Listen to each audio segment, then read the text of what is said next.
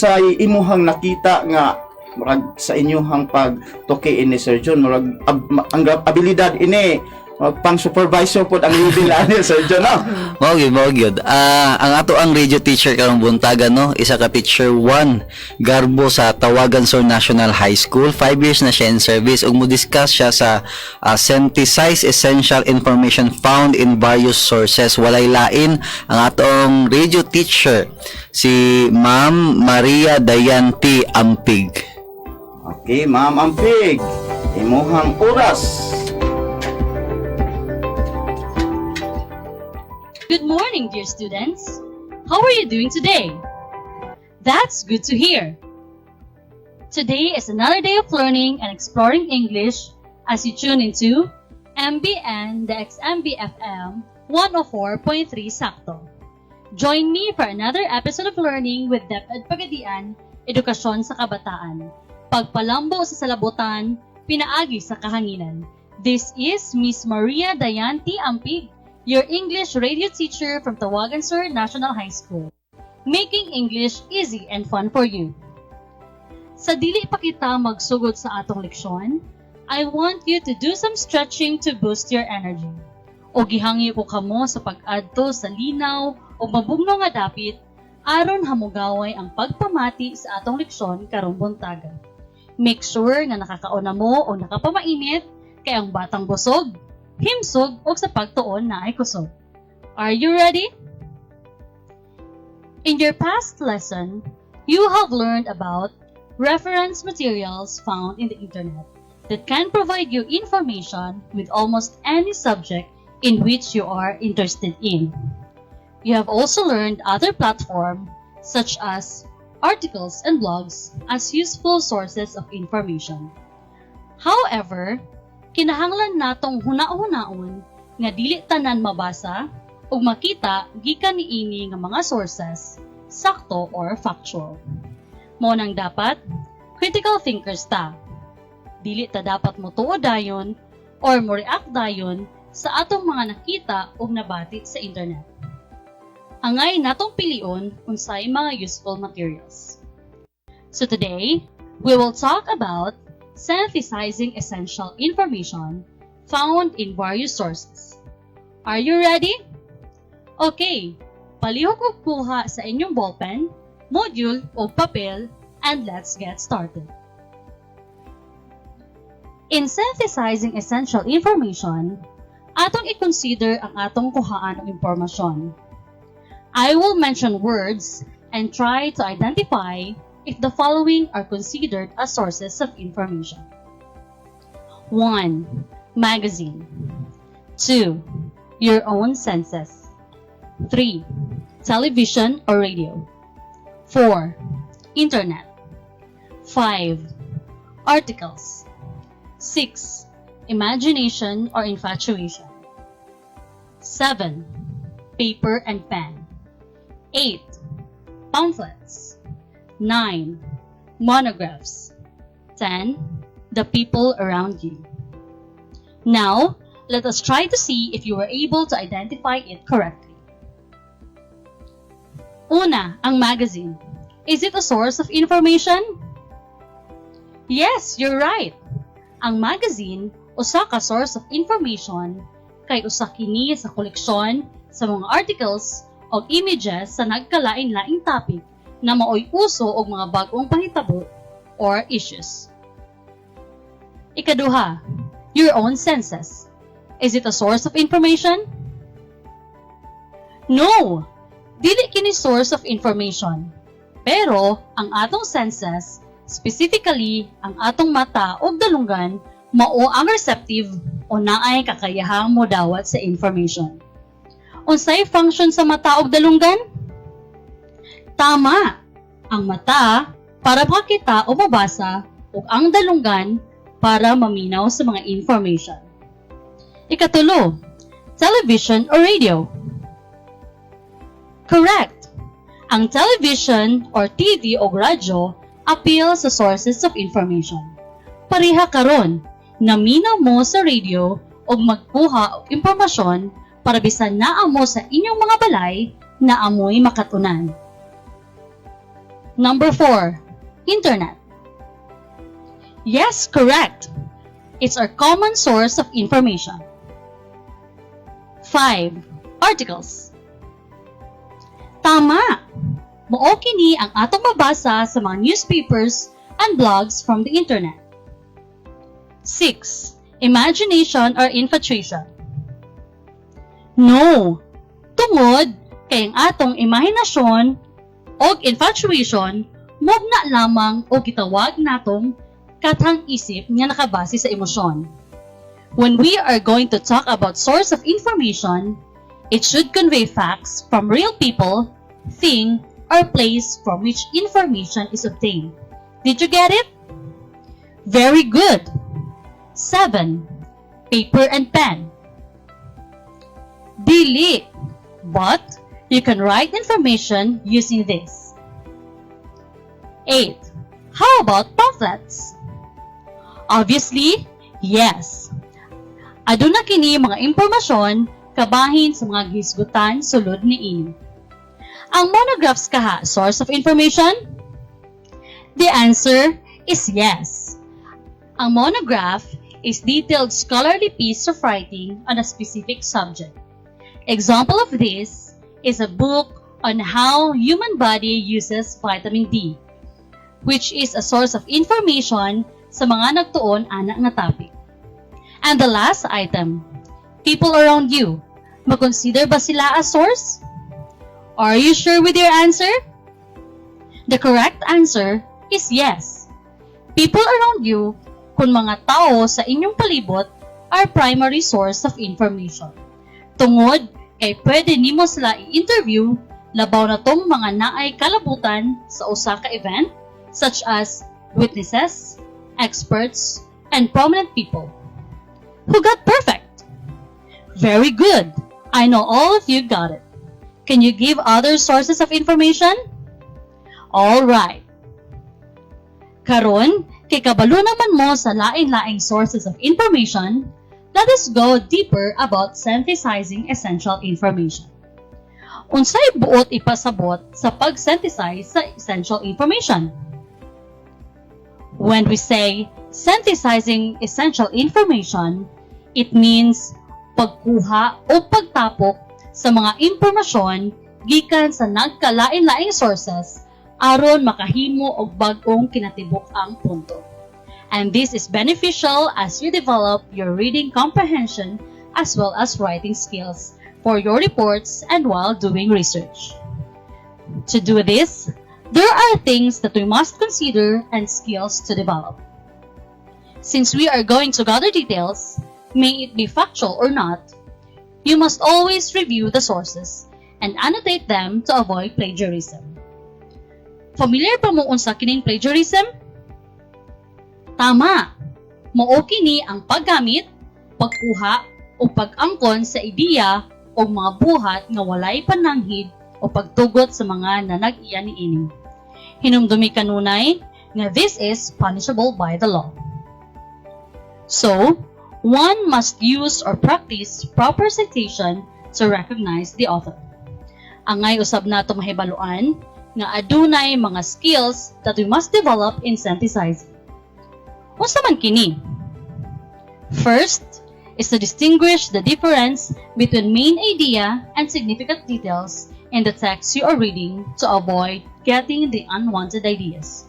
Usually, we only get the main idea to include in our paper. You have learned from your previous topic that main idea is the topic that controls all other sentences in the paragraph, o nakatubag sa mga WH questions. Asa man nato pwede makita o mabasa ang main idea, mga bata? Yes, kasagaran natong mabasa o makitaan ang main idea sa sinugdanan o katapusang party sa paragraph. Very good! Maayo kay nakahinumdum pa mo. Unsa man usab kining significant details? These are considered as supporting details or body of the story. Example ani is mga panghitabo, mga rason, o procedure nga maoy mag-elaborate o palawong sa main idea. Nasabtan ba ninyo, mga bata? Very good! Ka-bright jud ani ako mga students, oy! Ang ikaduhang skill nga kinahanglan natong makatunan mao ang noting details. Unsa kini? Ngano kinahanglang mahibaluan? Noting details is a record of something usually written in a paper. The details noted could be a statement, a quote, or anything that may be used for future reference, such as for speech, essays, or reports. Diba gina-practice na ninyo sa una samtang maminaw mo kay Mamog Sir?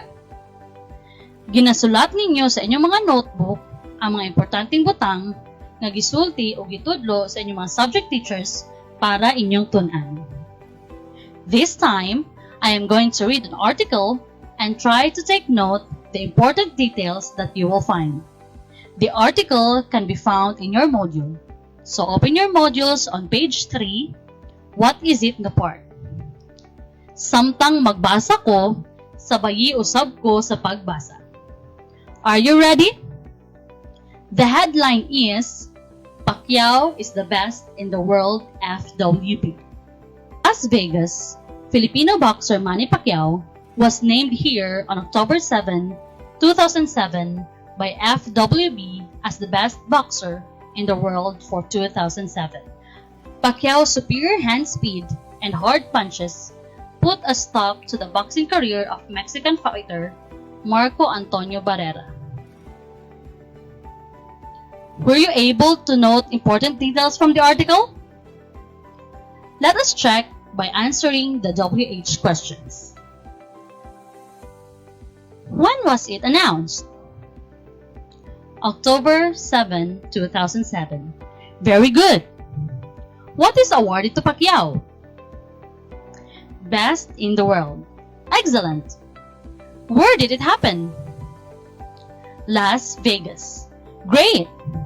Lastly, how did Pacquiao do it? Through his superior speed and hard punches. You got it all right! Maayo jud ninyong pagpaminaw.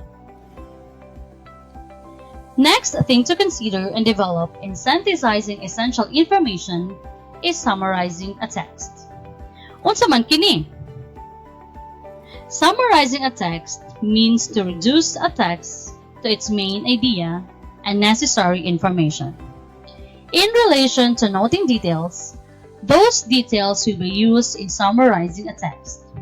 In the process, you are going to rewrite or retell that information in simpler form using your own words but not opinionated or with judgment. Inyuha lang eliminate ang mga dili importanteng detalye to come up with a brief or hamubo nga version of the text. I am going to read a sample text and summary which can be found in your modules and let us try to evaluate what happened to the text. Last month, my sister, Karen, gave me a new cell phone for my online classes. My new cell phone is a smartphone. Applications I needed for my classes were already installed. It also has a free headset. Sometimes, I listen to music while answering my modules. My phone came with a free silicone case, but I prefer to cover it.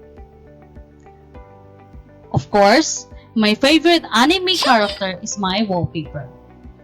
Now, I can browse and answer my assignments anytime, anywhere. That is the original text. This time, I am going to read to you the summary of the text.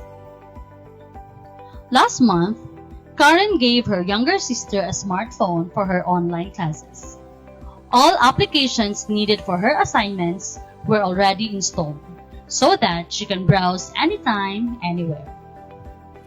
Now, what have you observed? That's right! You figured it out fast. The second text is way shorter, direct to the point, and concise. Daghang mga gi-eliminate nga words o mas gipasayon ang mga gamit nga words para mas dali masabtan. You impress me, ha? Naminaw jud ay mo og tarong. Alright, since kabalo naman mo sa mga angay hatagan o pagtagad, let us apply all of this as we will have 4 steps to synthesize information from different sources. Andam na ba mo? Okay. Step 1. Organize your sources. Piliyon nimo og ayo asa ka mokuha og ideya og source of information depende sa imong gusto nga topic or subject. Step 2.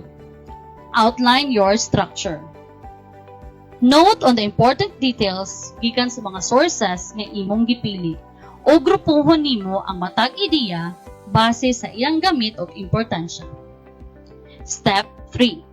Write paragraphs with topic sentences. Diri nga bahin, imuhang i-combine ang tanang ideya gikan sa lain-lain nimo nga sources to make a summary. Each paragraph should discuss a few different sources, and you should be able to condense the overall point into one sentence. Last is step 4. Revise, edit, and proofread. For this step, it should answer the following checklist for synthesis. Does it introduce the paragraph with clear, focused topic sentence? Do I discuss more than one source in the paragraph? Do I mention only the most relevant findings rather than describing every part of the studies? Do I discuss the similarities or differences between the sources rather than summarizing each source in return? If yes, then you're on the right track. So I guess you are now ready to do the activities in your modules. Remember, synthesizing essential information is as easy as step 1, 2, 3, and 4. Mastering this is very important in your future studies and endeavor. To wrap it up, let us try to have a review on what we have learned today. But before anything else, I want you to turn your module on page 7. Activity 6, Complete Me, item number 5. Kindly change the third letter, which is N, to T. And erase one blank after T.